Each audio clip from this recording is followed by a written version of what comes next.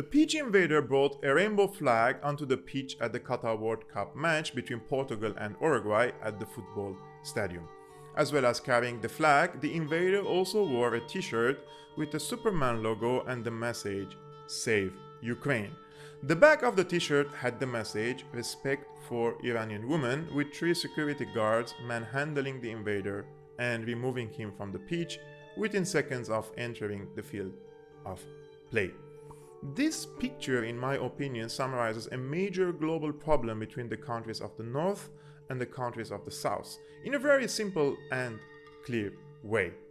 This man's t-shirt indicates that he supports Ukraine, Iranian women, and the LGBTQ community.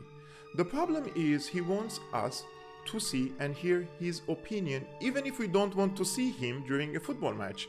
He wants to impose his problems on us and make us feel that he came to our region to teach us the values of freedom and democracy.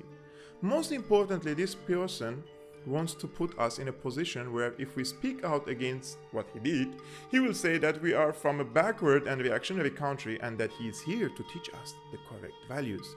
Look, I am against any war in the world because I tasted the bitterness of the war in Syria and I do not wish anyone to go through the same experience.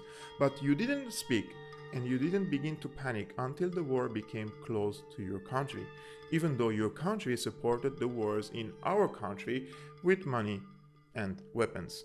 I am with all the women of the world in their endless struggles. Our women are our mothers, sisters, and daughters, and I do not think that you fear and care for them more than we do. I am with all freedoms, but they must be the result of historical accumulation and development in our society, and not because you recognize a right of a certain group and you want to come today and force us to recognize these rights.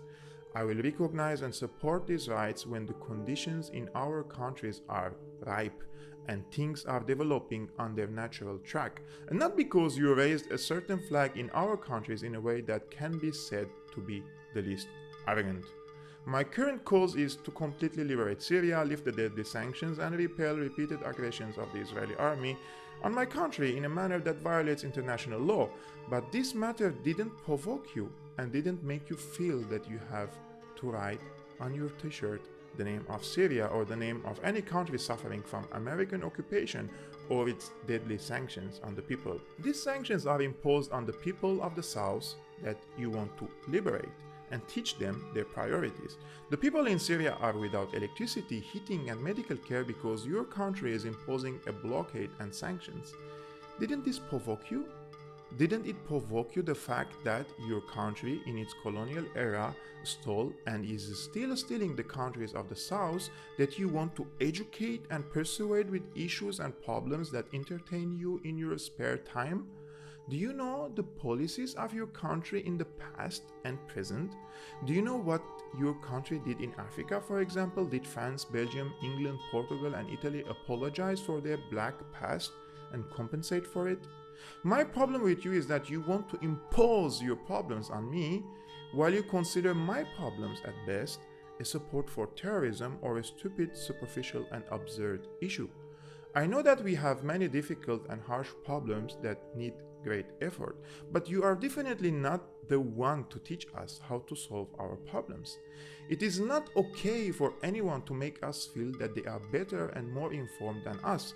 We lived in conditions that even your dogs do not accept living in. Your country's policies and your silence about them are a big part of our problems. Therefore, before you teach us about your problems and how to solve them, listen to our problems. Of course, you will not do that because you do not care. What you only care about are the issues that you indulge in your free time, and you come to our countries and deal with us arrogantly. And with all my respect for your country, its laws, and its development, part of the lack of development in our country and its problems is your country's meddling and unwillingness to let us advance and develop. In the previous video, I hosted the UN Special Rapporteur on the negative impact of the unilateral coercive measures on the enjoyment of human rights, Dr. Alena Duhan. She visited Syria between October and November of this year and published her initial report on the devastating effects of the sanctions on the ordinary citizens. Dr. Duhan is now subjected to online criticism and accusations because she said what has to be said. Sanctions are slowly killing the Syrian people, and the allegations of the US and the EU that their measures do not target the livelihood of the Syrians are incorrect.